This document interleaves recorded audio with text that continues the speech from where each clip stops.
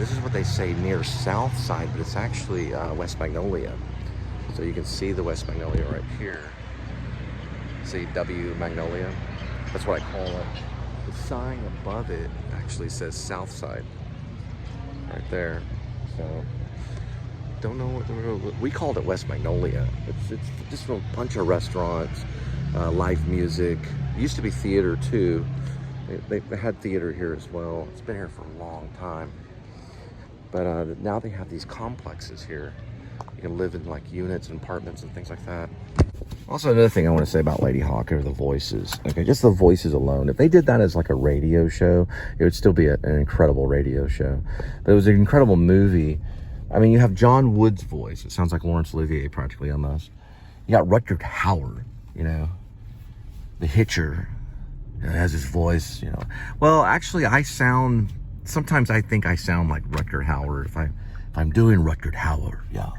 It's a voice that's commanding. You could play, you know, Mouse, what are you doing? Anyway. Then you got, of course, the realistic acting of Matthew Broderick, and he's cute. He ended up with Sarah Jessica Parker, so we know that would work. And then just the beauty of Michelle Pfeiffer, you know. And she has a charming voice as well. She has a voice of a hottie. I don't know. I'm just a big fan of LadyHawke. I'm not like the biggest fan of Richard Donner. I'm not like, oh, Richard Donner. But he was a genius. He knew how to pull it off. He knew how to do LadyHawke. Now, it was originally a story by this guy named Edward Kamara. And then they got all the best screenplay guys, or at least ones that can hold their own, you know, to handle it. That's where Circle Theater was when I was very young. The whole story was about Seinfeld meeting the lady, and before he was going to do Seinfeld, the lady told me about it right there at the very top. It's like, yeah, he told me he was going to go off and do this thing called Seinfeld. And Seinfeld had already come out. It was in the early 93-ish, going into 94. I was doing the North Pole Nightmare. I'm a Monty like my daddy, we both look good in red. It was a children's story. He threw popcorn at us the entire time. Kids were just throwing popcorn. Actually, adults were too. And we were showered with popcorn the entire show, and we got paid. But we had to remember our lines. I did get in trouble because we made up Saturday Night Live skits on the set. You never should do that, kids. Don't do that. Follow the script. It was only a slight moment, like 2 or 3. We got kind of Jack Black. I call him Jet Black. Jack Black. We kind of got School of Rock there for a little bit. And he got called in, and the playwright, Connie Whitlambert, did you do a scene backwards? We did a scene backwards. Toby, his name was Toby. You know a guy named Luke that was a big Eraserhead fan. He had crazy hair. Toby was probably the funniest guy. Probably the funniest actor I had personally ever worked with, but he could play piano like Elton John. He was an amazing piano player. Did all original stuff. He played... Who did he play? The lead elf, maybe? I played the Monty in Red from Canada. Then it was a stereotypical melodrama. About as stereotypical as you could possibly get it. If you could get through the whole thing without laughing, then you probably were detached from reality. But I changed one of the lines from, hey, look, that man has broccoli in his teeth. And I'm looking through like a periscope kind of thing, you know, like a, whatever those things are, like pirates have. And I changed that line to, hey, look, that man has popcorn in his teeth. Because they were eating popcorn. They were allowed to have popcorn. That got me in trouble. Because he was supposed to have broccoli in his teeth. And then we did do a scene backwards. I don't know how we did it. Because I flubbed a line, so Toby went backwards. He was literally... We had watched a little bit of some Lynchian stuff. And later on, Luke would hand out herbs and crackers. Crackers with herbs on it at the Inwood Theater. Well, no, not really, but we did go see Eraserhead, and we were, as you say, high. I don't represent it. I'm not like Mr. You know, I know Adam Dapkus, and I know he opened a head shop in Colorado, but I don't know him that well. Let's just put it that way. Him and his dad used to refurbish furniture. Regardless, we did go to Inwood in Dallas and watch Eraserhead. Yeah. And we didn't laugh the entire time. Like you're supposed to laugh. Some people like dropped acid and would go see Eraserhead. That I never did, but I did drop acid and go to Six Flags. I'm not gonna lie. But going back to Rutger Hauer, amazing actor. I liked him in The Hitcher. Rutger Hauer is one of my favorite. You know, Rutger is no longer with us. He's passed away. This is kind of a tribute to a lot of actors and stuff. But yeah, he passed away, and in The Hitcher, he's horribly scary. If you ever watch The Hitcher, I'd like to see that one again. See Thomas Howell. He plays this guy that takes cars across the nation, they're almost like leased cars that are driven to the owners.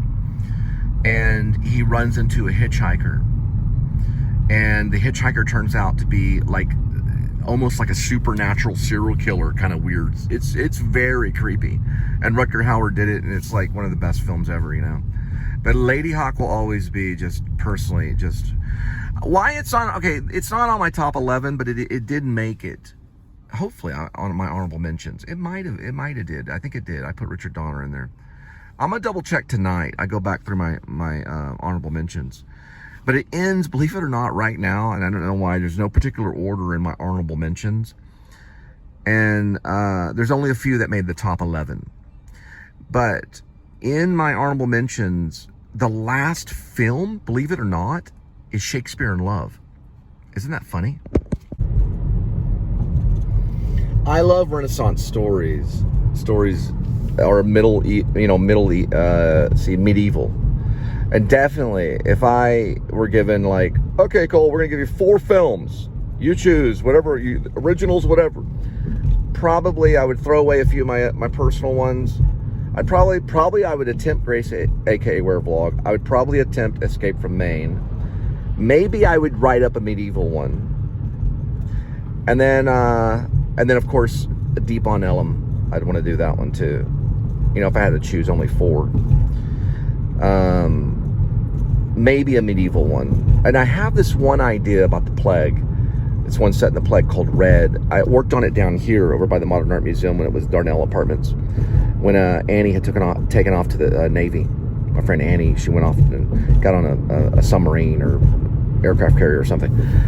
But I had written her a letter telling her that I was working on it, and I had worked on it a little bit in Ohio. Also, The Chosen One. I'd like to try to do The Chosen One. Definitely. That's like kind of my tribute to Twilight Zone, Rod Serling kind of thing. But yeah, like a Middle Ages. The Red was about a traveling troupe. It's like they're like a troubadour troupe. They're basically in the time of the plague. But they're basically like actors. They're commedia dell'arte. They also do puppet shows.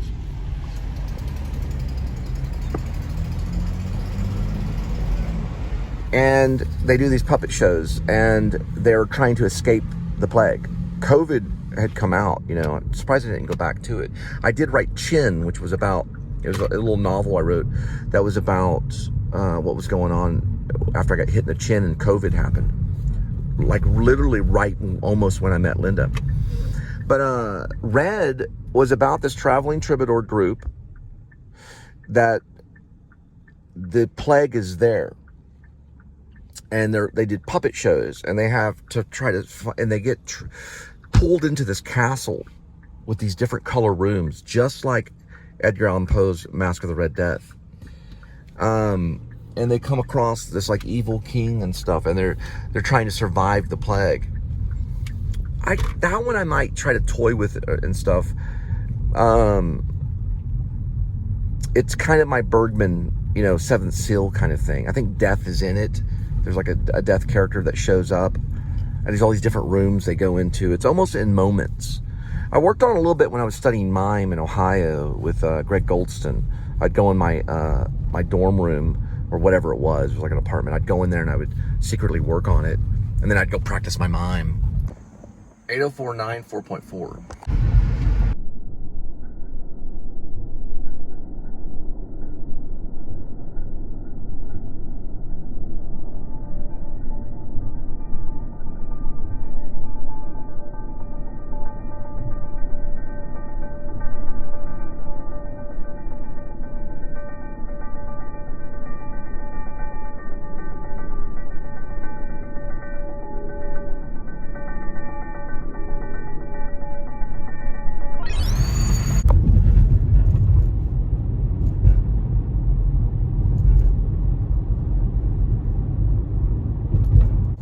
So yeah, I think of Grace, aka Werevlog, for some reason right here. Maybe a John Blacksmith meeting or something. I don't know why. It could be, okay, you guys know that the script is not complete because I've added scenes with Tim Barry, who I want Jim Carrey to look at, Tim Barry, and the other guy, Wallace Shawn, who's Shaw Walnut. The Shaw Walnut and Jim Carrey, well, Tim Barry. So Shaw Walnut and Tim Barry, they also venture off to try to get this werewolf.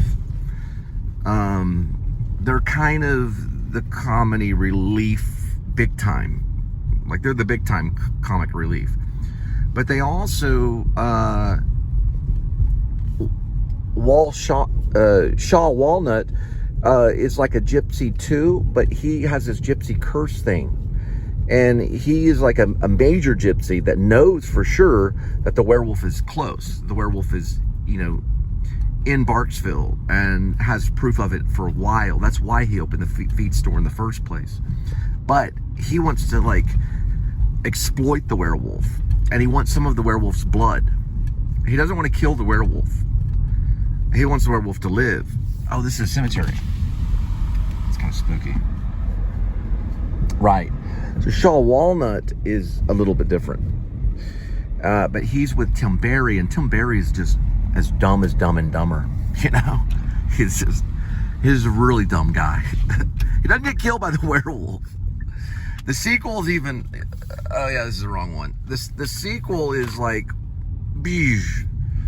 The sequel, the whole town becomes werewolves.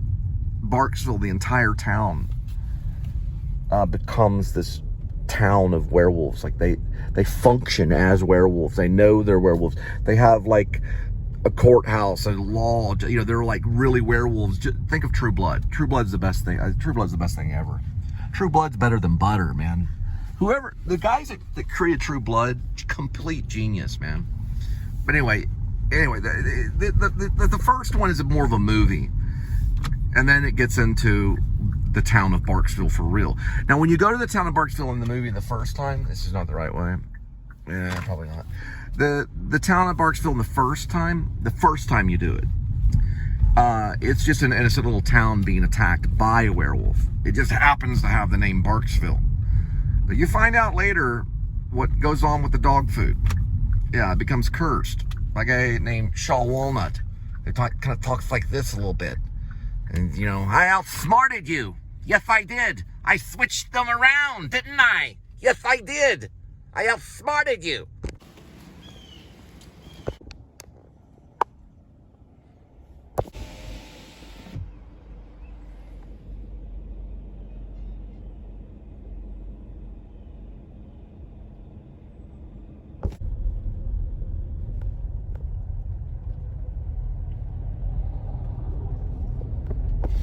I had a punk rock girlfriend named Mildred, and we would go into these certain museums. My mom's Ford Escort, I would drive. You know, I was like 16. Well, no, I was probably, with Mildred, I was probably maybe closer to 17. And, yeah, I was about 17. And we would go into these museums. Not museums, I'm sorry. We would go to the museums. She educated me. She went off to Germany eventually, but she had green hair. We would go into the cemeteries to make out. She hated the Smiths. She was a big, like, punk rock, American punk rock band stuff. She might have liked Fugazi, maybe. I was not real interested in punk rock at the time. I was a big Smiths fan. But I you know, she was like, you always listen to this P.S.S. stuff. What's wrong with you, you know? And I just like James Dean and things, you know. But she introduced me to punk. She let me listen to the punk stuff. One of her friends got shot in front of a 7-Eleven in the stomach. I met him, though. He was kind of a butthole. He lived through it, though. He got shot by a skinhead. But I didn't really consider myself punk. I was just a Smiths fan, you know. Anyway, alternative, yes. But I wasn't like, oh, Mr. Punk Rock, man. Punk rock forever, man. But now, you know, you go through the whole punk education. You can tell a punk, because a punk can sit down with a punk for 5 minutes and then no. You know, they'll sit there and talk about this band, that band, that band. You know, they might mention Fugazi. Yeah, Fugazi's okay. And then they'll mention like 5 Bad Brains. And then they'll sit there and talk about, you know, and you're like, okay, yeah, I've heard them. And then you say, yeah, I heard of the Ramones. Everybody's heard of the Ramones. Social Distortion. Yeah, Social Distortion's punk. That kind of thing. Yeah, there's a possibility, John Blacksmith, we could write in where he's from Oregon, but he has to meet him in Texas. That could be. And listen, Texas is big enough. It's like a country. So you could take an Uber from one area to another area of Texas. It could take like 6 hours. Oh, for sure. Yeah. You could go from here to Lubbock, and it could take you a very long time. So Texas is like a country. So it would be really easy to bring in John Blacksmith and just say he's from Oregon, you know, and he meets him here. That's just, listen, that's so easy. You know, he only has one stop in Oregon, although I haven't been to Oregon. I got a friend in Oregon. If we can make it Oregon, it'd be great, because I can go visit my friend while we're filming. We'd take like a week or two off, and I could bring Scro in for a day or two. If Post Malone accepted and said, okay, I'm on board, it'd be cool to kind of meet him. You know, he could meet Scro. Scro's a painter. He paints. He's also a sculptor. He also makes his own knives. He does make his own knives. He's hard to find, though. He did do some time back in the day. He left America and he squatted. He squatted in was it Switzerland? I have to ask him again. Somewhere Eastern Europe or something. He was a squatter with a bunch of other squatters. He's also a DJ, and he was a culinary cook for a while. He used to hunt out... Hang on just a second. I don't know if he used a pig. You ever seen the movie Pig with Nicolas Cage? You know, he goes after those mushrooms. Truffles. Yeah, truffles. He'd sell them to the cooks, because they can't always find them. Can't find that. The truffles are hard to find. In some of those restaurants, you can make, shoot, who knows, a couple of hundred in one visit, maybe more, just selling truffles. I don't know if he used a pig or a dog, but he could find them. He paints them. He paints mushrooms. He has drawings of mushrooms.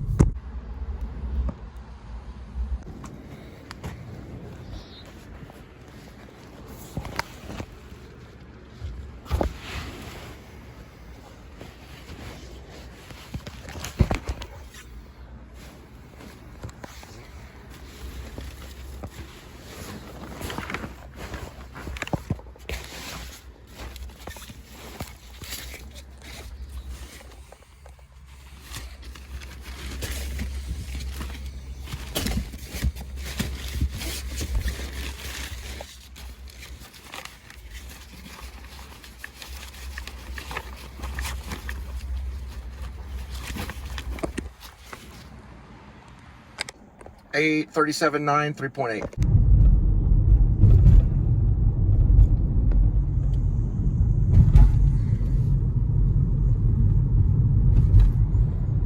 And the zoo, same thing, predators. Yeah. Leopards and lions, the Fort Worth Zoo. And yeah, my son and I saw the lions when they let the lions left, and then the lions came back. There's the iguana.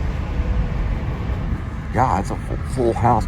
Supposedly the best zoo in the world. That's what I heard. I don't know. I could be wrong. Or it's on its way to be one of the best zoos ever. Log Cabin Village right next door.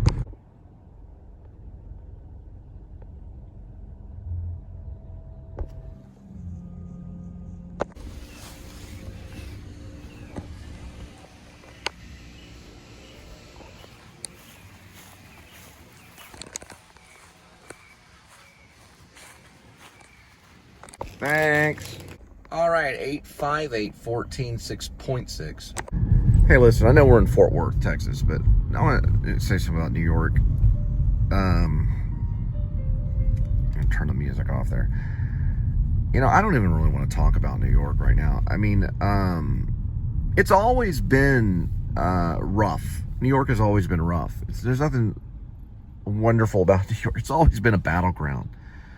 But now, I mean, you got 180,000 migrants, about 180,000, maybe more, maybe 200,000 migrants. And then all this stuff with the subway, people getting pushed into the subway cars, and you got National Guard hanging around. You've got smash and grab going on at like Gucci. The malls can't function, which they don't really have a lot of malls, but they have like those Walmarts that are, well, they were Kmarts when I was there. It was a Kmart connected to a subway station. Those are all probably closed. They've put bars on all the shopping things. I mean, it's starting to look more and more like John Carpenter's Escape from New York. Forget about Martin Scorsese's Gangs of New York. That was a long time ago, and it wasn't doing good then either. I don't know, man. I mean, when I lived there going in 2001, right before the worst crime of all time, which was 9/11, that was the worst crime on soil. I was there then. It was actually kind of nice. It was actually classy. You know, I felt safe. Other than the fact that airplanes were freaking flying into the World Trade Center, which was no longer there. Other than that, I was like, hey, this is great. Hey, look at this whole wall of missing people and their photos on the wall. But other than that, it was clean cut back in 2001, 2002, 2003. It wasn't too bad. Walt Disney had taken over Times Square. It wasn't like it was in the 70s during Taxi Driver. Now, forget about it.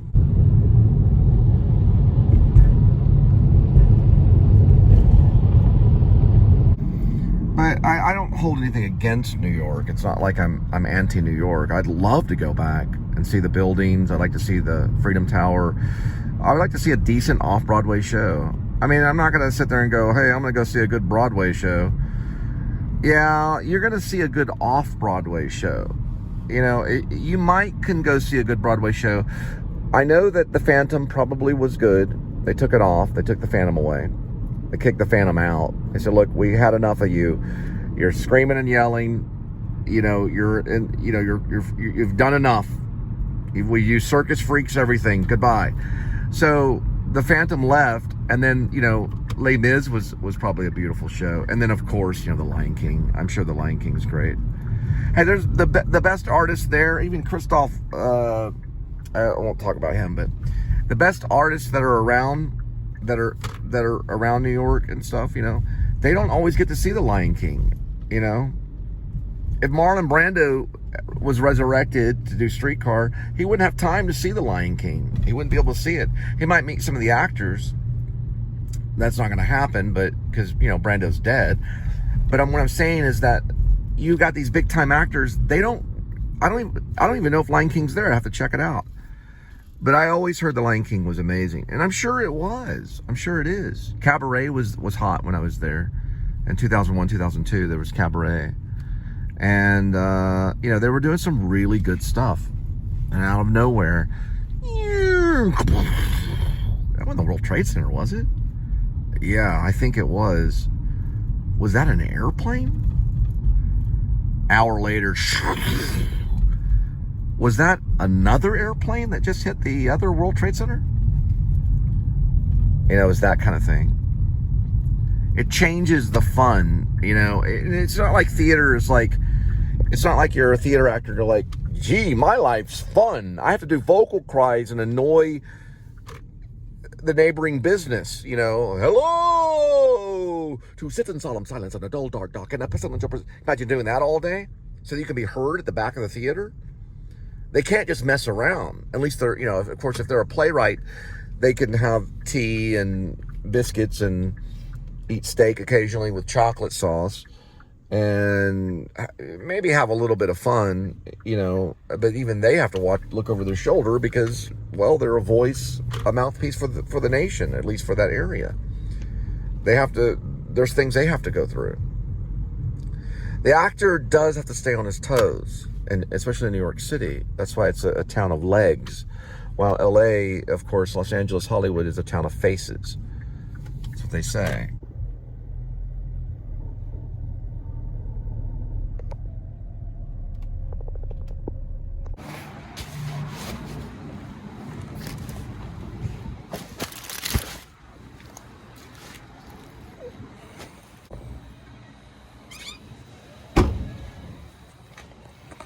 All right, this is 2 parts, 943, 2 minutes, 0.8.